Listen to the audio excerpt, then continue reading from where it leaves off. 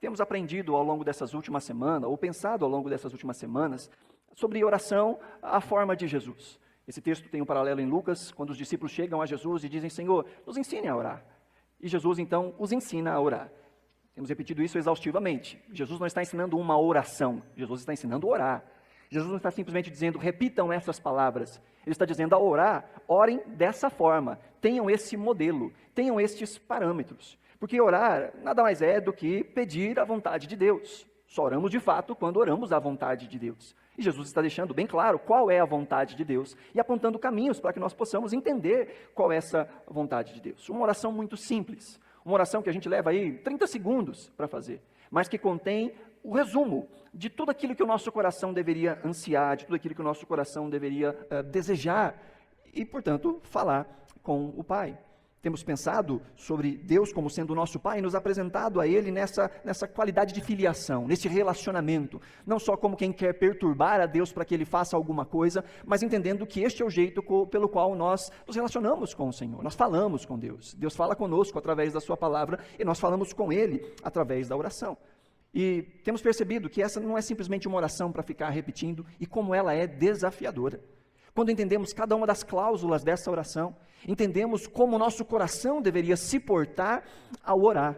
Essa semana eu me deparei com um poema de um autor desconhecido, um poema em inglês inclusive, que vai traçando cada uma das palavras da oração do Pai Nosso e dizendo: eu não posso dizer isso se a minha vida não expressar isso. E eu quero aproveitar então para a gente fazer esse exercício também, daquilo que a gente já viu até aqui, e semana após semana, conforme nós vamos passando aí por mais uma cláusula, nós vamos acrescentando aí mais uma parte desse poema. E esse autor vai dizer que eu não posso dizer Pai se eu não demonstro esse relacionamento com Deus em meu viver diário.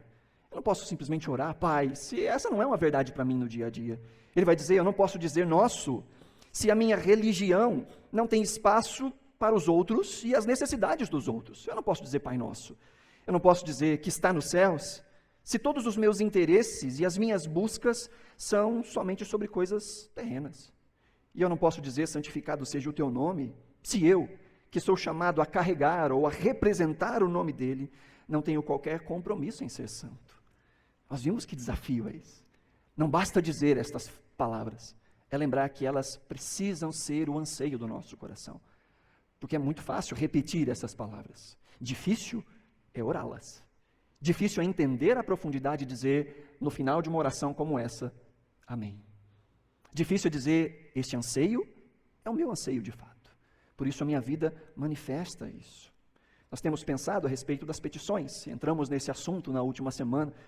Petições que tratam primeiramente de Deus e depois das nossas necessidades. Entramos neste bloco aí sobre essas prioridades do Filho de Deus, do servo de Deus, do discípulo de Cristo, que é a prioridade pelo reino, as 3 primeiras petições que tratam da glória de Deus, que nos mostram essa finalidade última da oração. A oração glorifica a Deus, a oração ela mostra o reino de Deus, a oração ela mostra a vontade de Deus, quando nós oramos de fato a vontade de Deus.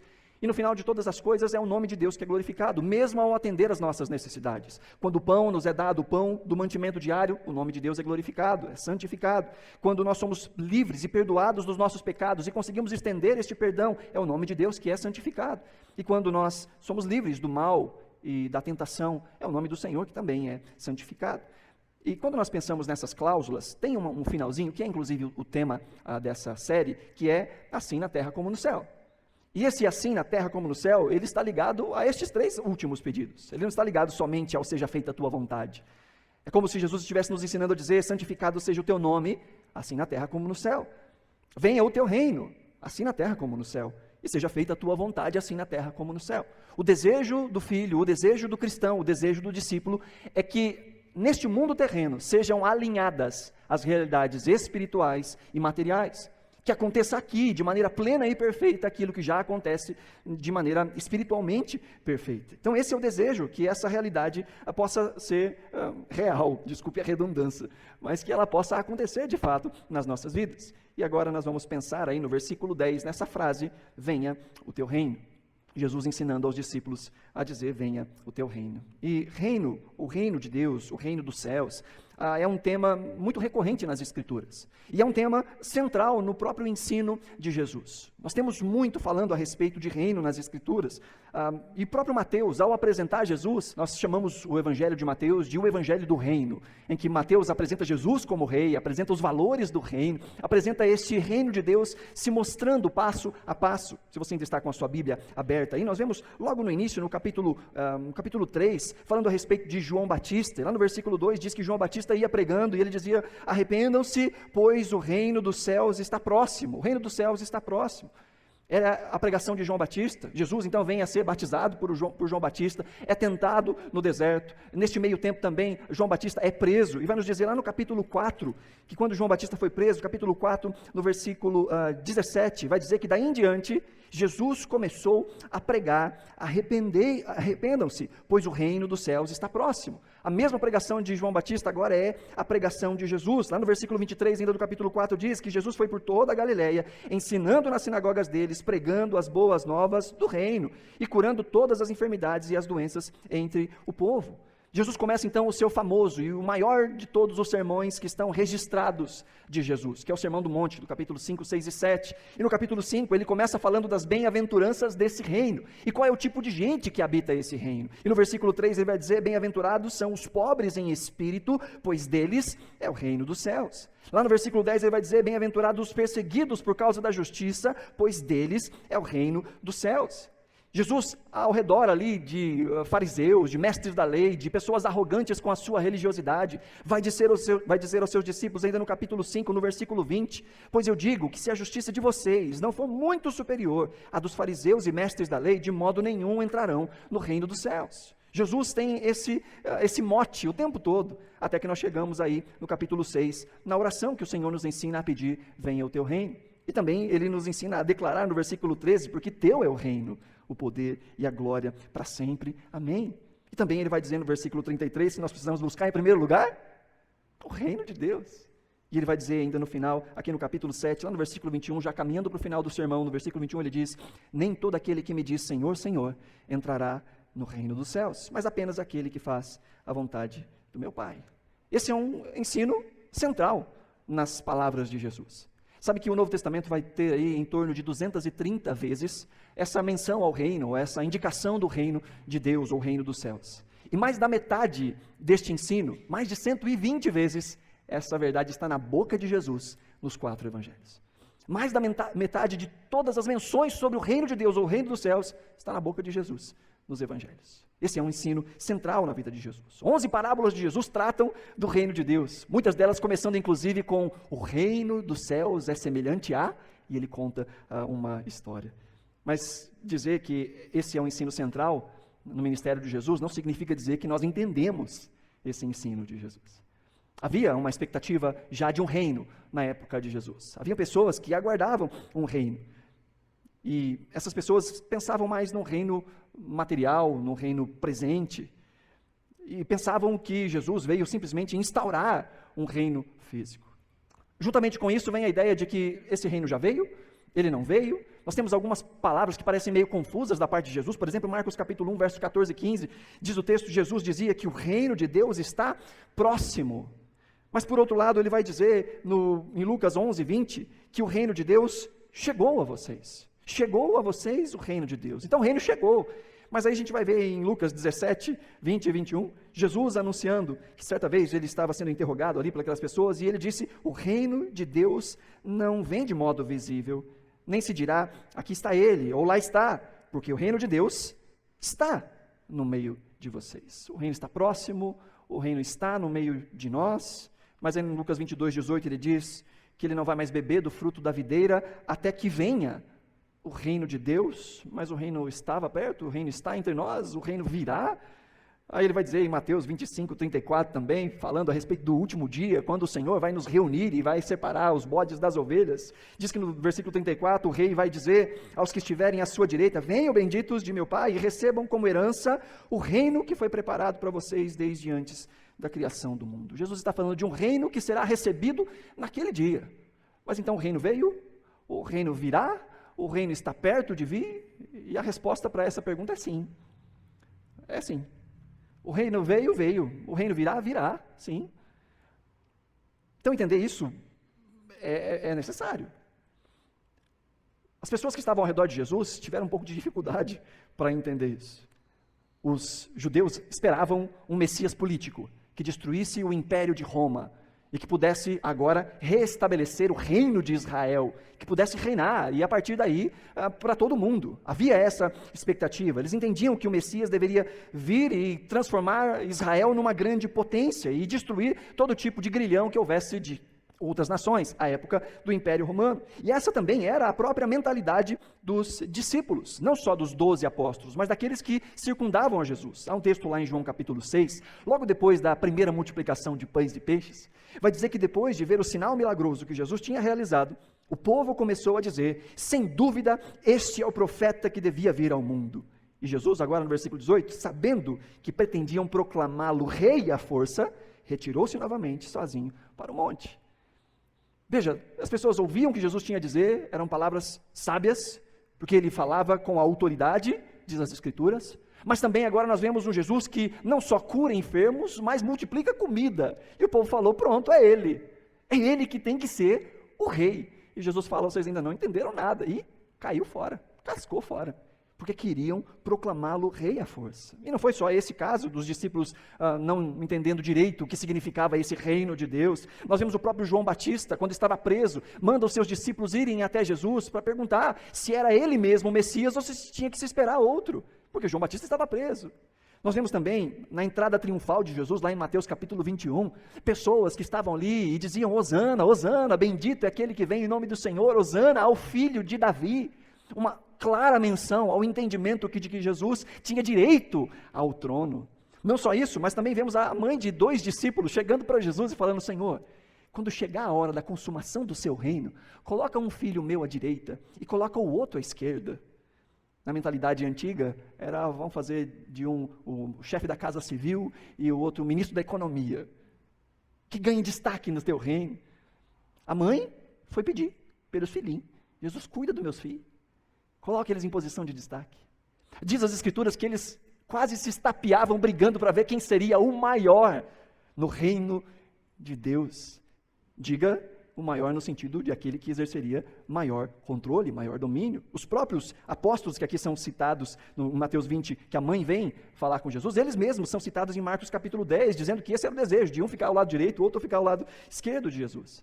Aqueles discípulos lá no caminho de Emaús, em Lucas capítulo 24, vinham tristes após a morte de Jesus, e Jesus aparece ressurreto para eles, eles ainda não conseguem reconhecê-lo. A palavra nos diz que Jesus ofuscou os seus olhos para que não o reconhecesse. E das lamentações daqueles discípulos, a lamentação principal era dizer: nós esperávamos que era ele quem seria o Redentor de Israel.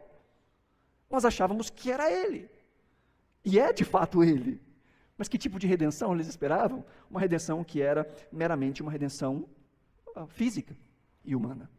Nem depois de Jesus ressurreto aparecer a eles, explicar as Escrituras, como diz Lucas 24, lá em Atos capítulo 1, vai nos dizer que depois de todo o seu sofrimento, Jesus apresentou-se a eles e deu-lhes muitas provas indiscutíveis de que estava viva. Apareceu-lhes por um período de 40 dias, pregando, falando-lhes acerca do reino de Deus. Certa ocasião, enquanto comia com eles, deu-lhes esta ordem: não saiam de Jerusalém, mas esperem pela promessa de meu Pai, da qual falei a vocês, pois João batizou com água, mas dentro de poucos dias vocês serão batizados com o Espírito Santo. Jesus falando com eles das boas novas do reino. E adivinha qual é a pergunta dos discípulos? No versículo 6, então os que estavam reunidos lhe perguntaram: Senhor, é nesse tempo que vais restaurar o reino de Israel? Que ideia é essa de reino? Então pensamos, neste reino é necessário. Do que se trata este reino? E ainda nos dias de hoje é necessário pensar isso, porque há muitos que pensam que este reino se manifesta de maneira primeira neste mundo, através da autoridade constituída por cristãos na política, por exemplo. Não, o reino de Deus virá quando nós tivermos um presidente, um governador, um prefeito, uma câmara que seja evangélica. Mas eu acho que já deu para perceber ao longo da nossa história que a tal da bancada evangélica está muito distante do que de fato é o reino. Há muitos que acham que a implementação do reino é uma agenda política. Não. Pode até ter desdobramentos políticos, porque os valores do reino são implementados em nós e tudo que fazemos, falamos e pensamos precisa ser alinhado com os valores do reino. Então, necessariamente, a forma como eu faço política, ou a forma como eu trabalho, a forma como eu administro as minhas finanças, a forma como eu trato o meu patrão, os meus colegas de trabalho, tudo é afetado por um coração que foi regenerado. Mas o reino de Deus não é uma pauta política a ser implantada de maneira política. O reino de Deus não é isso. E é perigoso nós continuarmos no mesmo entendimento que os discípulos de Jesus tinham à época. O reino, essa palavra reino, a palavra conhecida aí como basileia, ela significa domínio, ela significa reinado, ela significa governo, portanto ela pressupõe controle. Reino não é uma democracia. Reino significa que existe um rei e que existem os seus súditos. E esse é mais um assunto complicado para nós brasileiros. Porque se por um lado nós temos temor, asco, nojo, medo de qualquer tipo de posicionamento que pareça autoritário, que pareça ditatorial, por outro lado há no coração brasileiro também o desejo de que apareça um representante que possa ter todas as boas direções. Há esse misto. Mas entenda, esse desejo de que apareça alguém que resolva o problema é um eco da eternidade nos nossos corações. Porque de fato nós sabemos que nós não vamos conseguir resolver. Que é necessário que essa intervenção, que essa mudança aconteça fora de nós e nos envolva. Esse é o eco da eternidade. Quando nós lembramos que este mundo criado e sustentado por Deus, este reino que abarca tudo aquilo que Deus sustenta e Deus sustenta todas as coisas, nós entendemos que é algo que está fora de rumo. Que este reino que abarca todas as coisas que Deus sustenta e Deus sustenta todas as coisas, parece que carece de pessoas que desejem que essa vontade aconteça. E por isso tudo sai do controle. E as nossas vontades brigam, e os nossos anseios brigam, e os nossos desejos brigam, e a gente diz, está errado. Mesmo quando nós assumimos o controle e vemos que o nosso controle não resolve nada, a gente diz, tem alguma coisa errada. Porque o nosso coração anseia, de fato, por aquilo para o qual nós fomos criados. Para nos submetermos àquele que de fato é rei, que de direito é rei. Mas o pecado nos afasta deste reinado, deste desejo, às vezes, de que isso aconteça.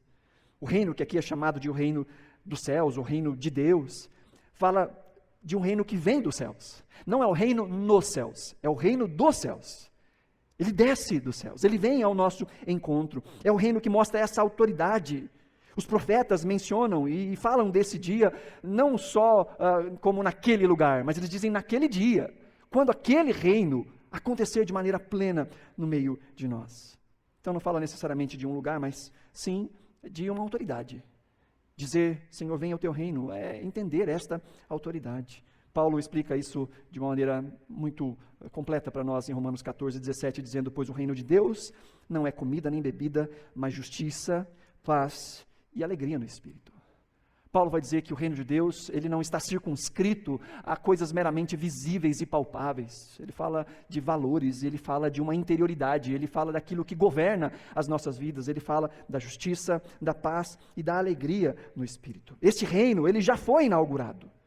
Esse reino já começou, mas ele aguarda a consumação.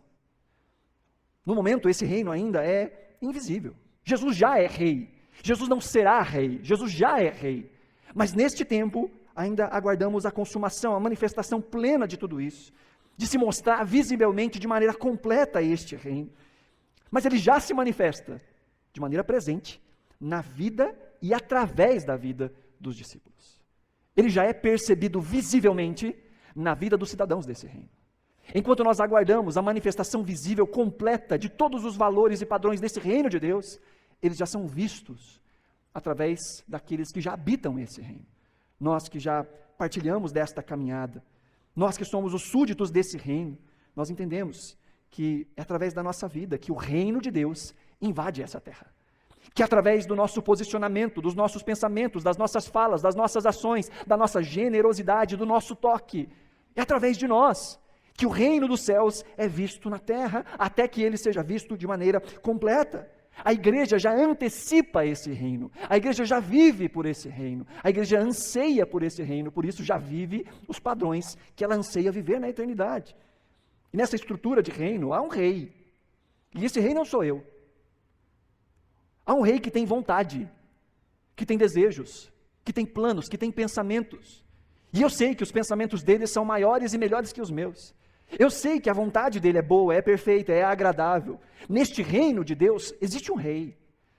E existem os seus súditos, que são o seu povo, que são os seus filhos, que são os seus discípulos. Nesse reino existe uma nova lei, que rege a nossa ética, que rege a nossa moral, que rege a nossa prática. Os nossos valores são desse reino. As nossas opiniões nascem nesse reino. As nossas ações e reações são fruto daquilo que esse reino tem implantado em nossos corações. E qual o propósito desse reino? O propósito, diz Paulo, é a justiça. O reino de Deus é essa justiça, é essa paz, é essa alegria.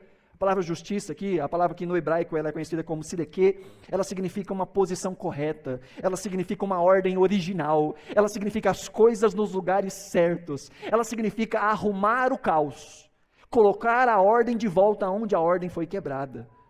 E esse é o desejo dos discípulos. Nós entendemos que existe algo que está fora de rumo, e o nosso desejo é que as coisas sejam colocadas nos seus devidos lugares. E isso acontece quando o reino de Deus começa a invadir a terra por meio de nós e através de nós. E onde vai acontecer esse reino? Bom, ele já acontece. Primeiro, em nós. Hoje, no coração dos filhos, no coração dos discípulos, já acontece. Mas também ele acontecerá no tempo e no espaço. Ele acontecerá quando Jesus voltar, será implantado nesse mundo de maneira visível, o reino de Deus em toda a sua plenitude. Hoje, nós vemos os efeitos do reino. Um dia nós veremos o reino de maneira completa. Mas entenda, o reino de Deus não é o único reino que existe. Na verdade, a Bíblia vai nos dizer de um outro reino. A Bíblia nos diz que Deus, por meio de Cristo, nos resgatou do domínio, do império, do governo, do reino das trevas e nos transportou para o reino do seu Filho amado. Há um reino de mal, há um reino de caos. E pelo que Paulo deixa claro aqui em Colossenses 1,13, nós estávamos lá. Nós éramos parte desse reino. Não só em Colossenses, mas em Efésios capítulo 2, ele vai dizer no versículo 1, vocês estavam mortos em suas transgressões e pecados, nos quais costumavam viver quando seguiam a presente ordem deste mundo e o príncipe do poder do ar, o espírito que agora está atuando nos que vivem na desobediência. Anteriormente, todos nós também vivíamos entre eles, satisfazendo as vontades da nossa carne, seguindo os seus desejos e pensamentos, e como os outros, éramos por natureza merecedores da ira. Todos nós nascemos debaixo desse reino. Nós não escolhemos estar nesse reino. É de fábrica. Nós nascemos debaixo desse reino com todos os outros. Nós estávamos juntamente com todos os outros debaixo deste governo. Também, que tem também um príncipe, que tem também um soberano, um governador, por assim dizer, que é chamado aqui de o príncipe do poder do ar. E juntamente com os outros, Paulo vai dizer que nós seguíamos uma lei. E que lei era essa? A lei dos sentimentos desse mundo. Que nós seguimos a presente ordem desse mundo. Seguimos os anseios desse mundo. E qual é o lugar, ou qual é o propósito que o coração desejava ao seguir isso? Ele queria satisfazer os seus desejos, satisfazer os seus pensamentos, satisfazer as suas vontades carnais. Tudo aquilo que nos afasta de Deus. Esse é o padrão do coração humano. É por isso que nós não precisamos ensinar criancinhas a fazerem o mal, a fazerem birra, a mentirem, a fazerem manha. Não precisa ensinar. O meu filhinho menor, o Henrique, vai fazer 2 anos. E agora ele aprendeu com alguma coisa, ou com alguém, eu sei lá. Quando a gente briga com ele, fala, não faz isso, Henrique. Ele olha para a gente e faz assim. Aprendeu. O que foi, menino? Ele, com 2 anos. 2 anos. Ninguém precisa ensinar isso.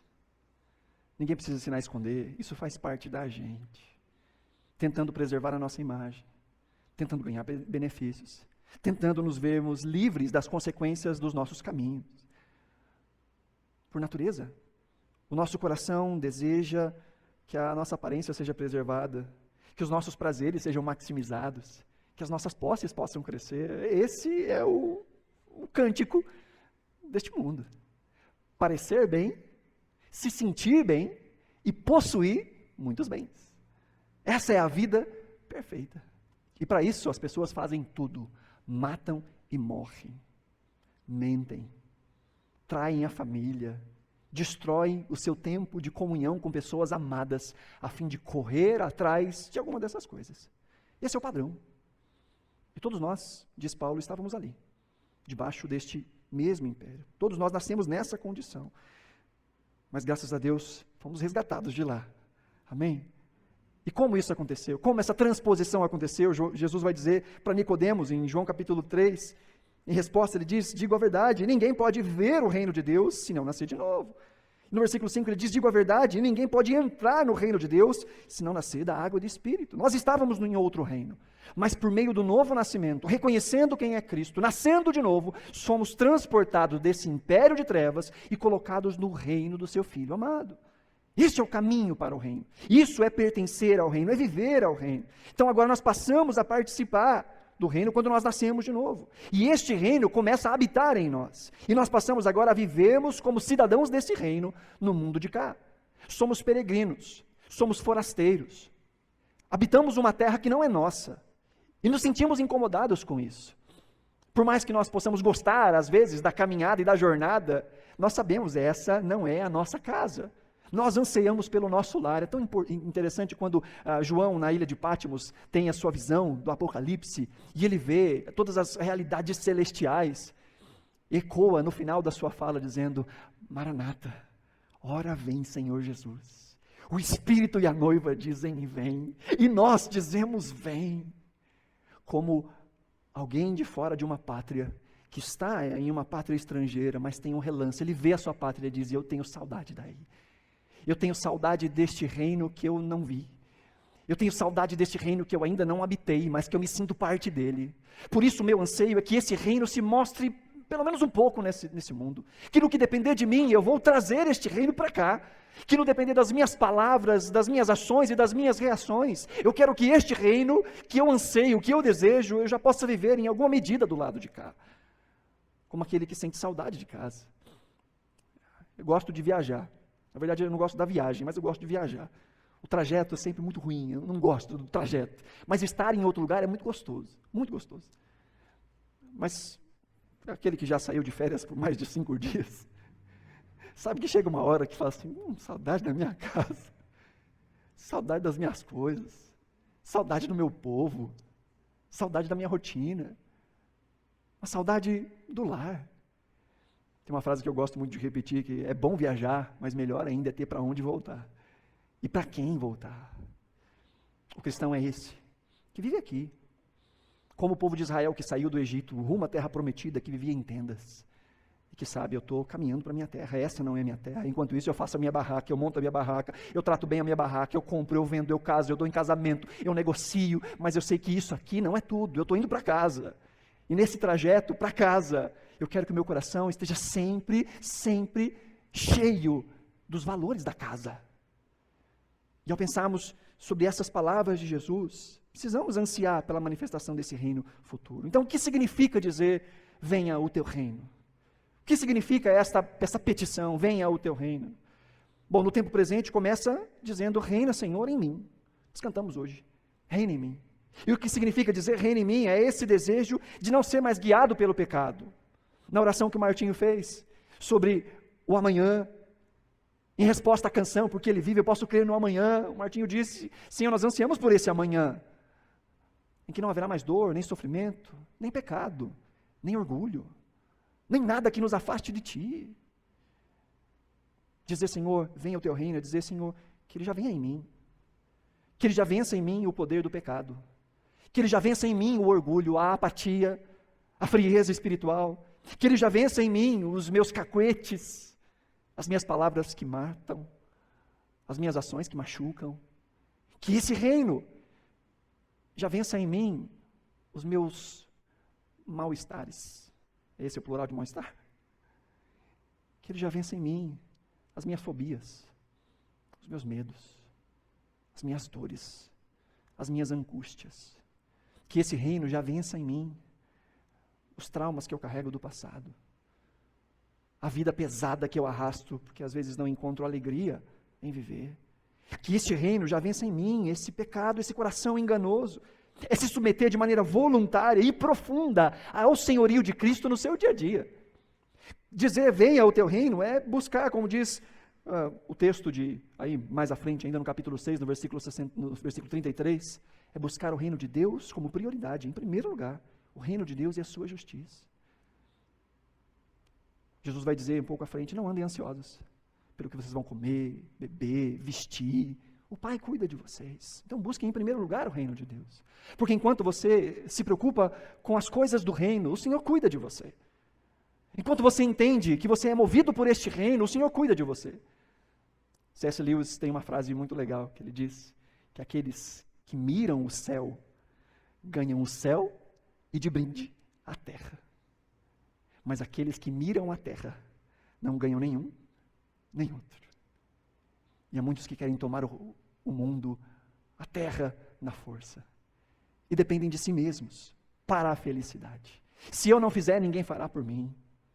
Óbvio que isso não deve nos colocar num caminho de apatia, num caminho de inatividade. Não, nós agimos, nós trabalhamos, nós compramos, nós vendemos, nós temos caminhos. Mas a nossa esperança não está em nós, na nossa força, no nosso braço. A nossa esperança está no Senhor. Nós cremos que é Ele quem acrescenta o pão de cada dia, ainda que Ele use o nosso trabalho para isso. Mas se não tiver trabalho, nós cremos que Ele acrescentará o pão de cada dia. Porque embora este possa ser um mecanismo, uma ferramenta, nós não dependemos do mecanismo e da ferramenta, nós dependemos é de Deus. Deus pode moldar o nosso coração e nos dar vontade de perdoar. Pode. Mas nós não dependemos da vontade de perdoar. Nós fazemos porque é assim que nós vivemos. Eu não sinto vontade, eu vou perdoar do mesmo jeito. Vou tratar como perdoado, porque eu fui perdoado. Nós não dependemos de nós, da nossa força. Nós não dependemos da aceitação dos outros para nos sentirmos felizes. Óbvio, nós queremos parecer bem, bonito, cheiroso, né? Mas ainda que ninguém queira olhar para nós, o nosso coração está ancorado naquele que nos amou primeiro. Não são os outros que definem o nosso valor. O nosso valor está estampado na cruz do Calvário. Por isso o nosso coração se regozija, mesmo quando somos desprezados por outros, porque nosso valor não é daqui. Nós somos de outro lugar, de outro reino. O Evangelho tem esse poder libertador, de quando nós entendemos que nós não dependemos de nada, nem de ninguém, para sermos completos, porque Ele já nos completou. E agora inteiros, vivemos. Agora inteiros, falamos, agimos e abençoamos. Assim fica mais fácil não pagar na mesma moeda. Assim fica mais fácil não defender o nosso nome para que o nome de Deus cresça. Assim fica mais fácil levar desaforo para casa quando é necessário. Porque eu não preciso me provar para ninguém. Porque aquele que me amou primeiro continua me amando. Isso não tem a ver com o meu desempenho, com a minha força, com a minha capacidade, nem com a minha santidade. Isso tem a ver com quem Ele é. E porque agora meu coração está infundido dessa verdade, eu vou agir da melhor forma que eu posso, em honra ao nome dEle. Dizer que vem o reino também é dizer, reina através de mim. É dizer, eu quero que estes valores sejam vistos. Você já teve a vontade de fazer com que as pessoas enxergassem aquilo que você já enxerga? Fala de Jesus, você queria abrir a cabeça da pessoa e colocar lá dentro, mas que ela não vê, não enxerga. Até que ele se manifeste de maneira completamente visível, não vai enxergar mesmo. Mas o nosso anseio é que seja visto em nós. Não é só reina em mim, é reina através de mim. É o desejo do sucesso do Evangelho, é o desejo de que a igreja avance, é o desejo de que a igreja vá crescendo em sua relevância nesse mundo, não só em números de congregados em uma noite de adoração, mas em números de santos que agem com justiça, que agem com alegria, que agem com generosidade em todas as áreas da sociedade, não porque são investidas de um cargo, mas porque são investidas do céu, porque têm os valores do céu, e que não olham para os problemas que estão ao seu lado e dizem, isso não tem nada a ver comigo, isso aqui é outra pessoa que tem que resolver. Não, como cidadãos dos céus, nós queremos minimizar a dor e o sofrimento onde a gente consegue. Nós queremos partilhar do que temos recebido com aquele que ainda não recebeu. Nós entendemos o tamanho da graça que nos alcançou e nós somos loucos para que essa graça alcance outros. Por isso a gente ora por outros. Por isso a gente testemunha a outros. Por isso a gente ora para que outros se convertam. Por isso a gente faz ações de serviço, para que os outros se aproximem e vejam em nós os valores desse reino, e que desejem aquilo que nós ansiamos todos os dias.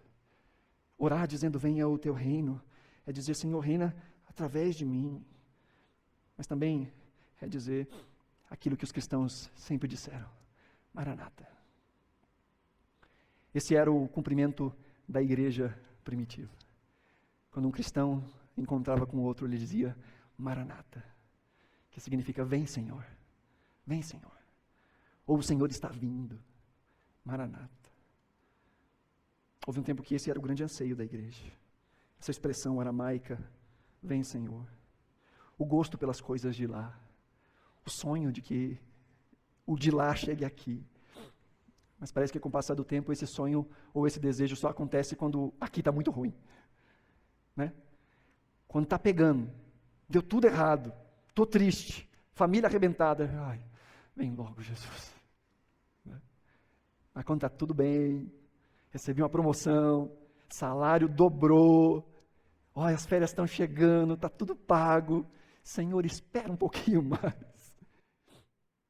Gosto dessa frase que a gente pode associar sempre a momentos como esse. Eu lembro que quando solteiro dizia, e você já deve ter ouvido de muitos solteiros isso, quando fala, Jesus, volta logo, eu falo assim, não, espera, ainda nem casei. É bom, mas o coração do cristão tem que ter o anseio por lá, em que eu olho e digo, Senhor, há tantas coisas gostosas que eu vivo e posso viver aqui, mas nada se compara. Nem olhos viram, nem ouvidos ouviram, nem jamais penetrou o coração do homem aquilo que Deus tem preparado para aqueles que o amam. Mas todas essas coisas, diz a palavra do Senhor, Deus nos revelou por meio do seu Filho. É Cristo.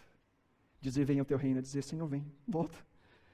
É essa paixão por essa agenda de Deus. E enquanto isso, nós caminhamos em peregrinação e como anunciadores. Somos arautos desse reino. Somos participantes desse reino. Esse reino está em nós e muda a gente. Esse reino se mostra por meio das nossas atitudes e é implantado nos lugares onde a gente vive, na nossa casa. A nossa casa pode ser um pedaço desse reino, uma vez que esse reino nos afetou. O nosso ambiente de trabalho é um pedaço desse reino, uma vez que esse reino nos afetou. Os nossos relacionamentos, nós somos cidadãos desse reino. Mas também esse reino, ele habita o nosso coração nesse desejo de que, Senhor, consume logo todas as coisas. Nós anunciamos, nós proclamamos e nós dizemos, Senhor, volta, vem. No aspecto geral, este reino avançando e esse pedido que o reino venha, é dizer para que o reino de Satanás possa ser destruído de uma vez por todas. Que a ação do diabo, das tentações, dos males, que o Senhor nos livre deles. Isso é dizer, vem Senhor. Mas há algo que nós não podemos perder de vista. Dizer, vem o reino, é lembrar que o reino vem. Presta atenção. É lembrar que o reino vem. Que é Deus quem implanta o reino. Que é Deus quem age para que o reino venha. Nós recebemos o reino. Nós herdamos o reino. O reino não é algo que nós forçosamente fazemos. Embora, de novo, não somos passivos, estamos agindo. Mas precisamos nos lembrar que é Ele quem faz acontecer. Que é Ele quem convence do pecado, da justiça e do juízo. Então nós pregamos. Mas nós colocamos o nosso joelho no chão e nós dizemos, Senhor, se o Senhor não fizer com que essa palavra funcione, nada vai acontecer. Senhor, eu quero que seja visto em mim este reino, mas eu preciso que o Senhor faça. Nós oramos. Nós nunca podemos esquecer, queridos, que para além de qualquer estratégia, para além de qualquer programa, que temos buscado estratégias e programas para que este evangelho seja conhecido em Londrina através da nossa comunidade. Temos feito aquilo que está ao nosso alcance. Mas nós nunca podemos nos esquecer que é Deus quem faz com que o seu reino cresça. É Ele quem edifica a sua igreja. Não somos nós. É por isso que nós temos o nosso compromisso de oração. Que temos aí 3 nomezinhos que estamos orando. Mas estamos servindo, estamos abençoando, estamos proclamando, mas estamos orando. Porque nós queremos que o reino venha. Mas é Ele quem traz o reino. E o reino é dele. E essa talvez seja a parte mais complicada. Que para que o reino dele seja real, o nosso tem que ser demolido. para que a vontade dele seja feita, muitas vezes ela vai na contramão completa da nossa. Nós podemos usar a oração para dizer: Senhor, faça-se a minha vontade na terra, espero que ela seja a mesma do céu. Mas Jesus nos ensina a dizer: Senhor, venha o teu reino, venha o seu domínio, venha o teu controle. Então, para concluirmos, o reino de Deus já invadiu a realidade presente. Isso por meio da graça de Jesus. Nós, como igreja, já acessamos, por meio do sacrifício de Jesus, esse reino. Nós já vivemos essa realidade por meio do Espírito Santo. Nós dizemos: Senhor, reina em mim, reina através de mim, e dizemos: volta, Jesus. Ora vem, Senhor Jesus. Mas é preciso fazer uma provocação. Você tem ansiado por esse reino? Você tem desejado por esse reino? Não só quando está tudo ruim, mas esse é o padrão. Os valores que inundam, que encharcam o seu coração. Esse reino em você, esse reino por meio de você, essa volta de Jesus. E quando este reino de Deus entra em conflito com o nosso reino, tudo bem? Qual é a vontade que prevalece? Quando o domínio de Deus se encontra com o nosso desejo de manter as coisas no nosso domínio, e eles são contrários, qual é o nosso desejo de que prevaleça? A nossa vontade? A vontade de Deus? O nosso controle? Ou o controle de Deus? Quando as coisas saem do nosso controle, do nosso reino, nós nos desesperamos. Nós dizemos: Deus se esqueceu de mim. Deus não é bom. Quando o nosso reino parece destruído, nós continuamos a nos sustentar no reino dele. São provocações necessárias. Assim como eu disse no início, nós não podemos orar a oração do Pai Nosso sem ter esses pressupostos. Tem aqui mais uma frase daquele poema que eu falei para vocês, em que o autor do poema diz: eu não posso dizer, venha o teu reino, se eu não estou disposto a abrir mão da minha própria soberania e aceitar o reino justo de Deus. A oração do Pai Nosso é um grande desafio. A oração do Pai Nosso nos coloca de joelhos. Quando nós ouvimos: vamos estudar sobre o Pai Nosso. Mas o Pai Nosso, eu conheço, recitava desde que eu era pequenininho, com criancinha lá em Barbacena. Nossa, agora entreguei a idade. Mas aí a gente se depara com esses valores. Eu lembro do meme da Xuxa. Vai lá, senta lá, Cláudia. Senta lá. Não. Dizer: venha o teu reino, é dizer: Senhor, eu estou disposto a abrir mão do meu. Eu estou disposto a abrir mão da minha vontade. A título de aplicação, 3 aplicaçõezinhas básicas, enquanto você se coloca de pé. Primeiro, submeta-se ao reino do Senhor e ao Rei. Submeta-se, buscando conhecer, orando por estes valores, buscando conhecer o caráter de Deus, buscando conhecer a lei de Deus. Segundo, seja nos ambientes onde o Senhor tem te plantado, a expressão desse reino. Que isso que você tenha aprendido sobre o rei e sobre o reino, norteie as suas ações. Seja o reino que você espera. Seja a justiça que você espera nesse mundo. Quando você olha para a maldade ao seu redor, as necessidades ao seu redor, e você diz: alguém tinha que fazer alguma coisa.